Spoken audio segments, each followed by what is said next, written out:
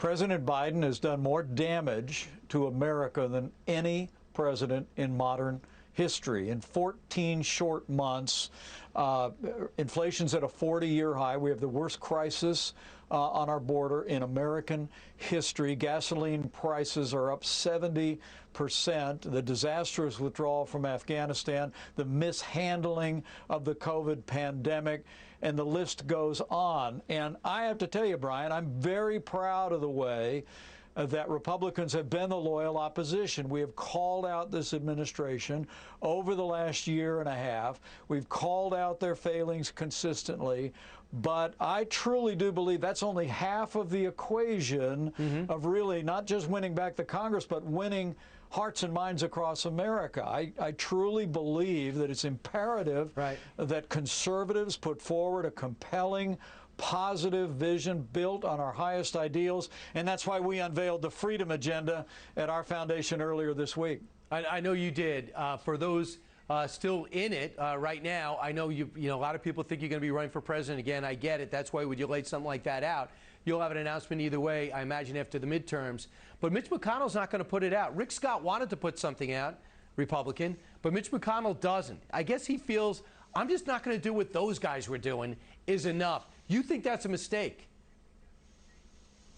Well, look, I think this has always been a movement driven by we the people. I first got involved in politics when Ronald Reagan was president. That's the first time I ran for office, had the privilege of meeting President Reagan. And then I had the opportunity of being vice president with President Donald Trump. But all along the way, it was the American people advancing American ideals, traditional values, a strong military. I mean, the very idea that that free market economics is at the very core of American prosperity, all became, all became the essentially bequeathed to the Republican Party. But when President Trump came to office, we added border security, we added fair trade, we added the importance of patriotic education, school choice, and of course we changed the national consensus on China. And what I did was bring together about 36 of the top conservatives in the country and said, can you lay out for us what that agenda is from Reagan to Trump? Because I really believe this is a movement, Brian, and you've been a big part of it all your life. This is a movement that's always been animated by ideas, and people can go to advancingamericanfreedom.com and they can look at that freedom agenda, and I think they will see the very ideas that carried us to the White House in 2016, carried Ronald Reagan in 1980, and frankly, it's the pathway back for a stronger, more prosperous America built on our highest ideals. Mr. Vice President, those days of a vice president being a boring job are really over. Bush 41 was very strong as a VP. Al Gore was very strong as a VP. Joe Biden had a lot to do as a vice president, and I don't think anybody would say you didn't do a really good job as president. They might not agree with you as vice president with your philosophy, but I think most people agree you did a great job. This current vice president evidently is extremely unhappy.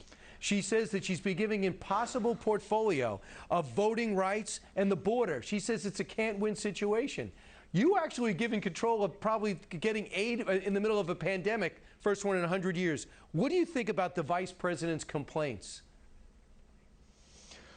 Well, look, it's a little hard to take. I mean, I think the job of the vice president is to stand next to the president of the United States and to do everything in your power to be prepared and to be a help. And, whether it be when the president put me on the plane to go negotiate a ceasefire with Turkey and their forces were rolling into Syria, whether it was when the president asked me and Mike Pompeo to negotiate the Remain in Mexico agreement with the Mexican delegation in the Roosevelt Room, or whether it was that day the president asked me to lead the White House Coronavirus Task Force.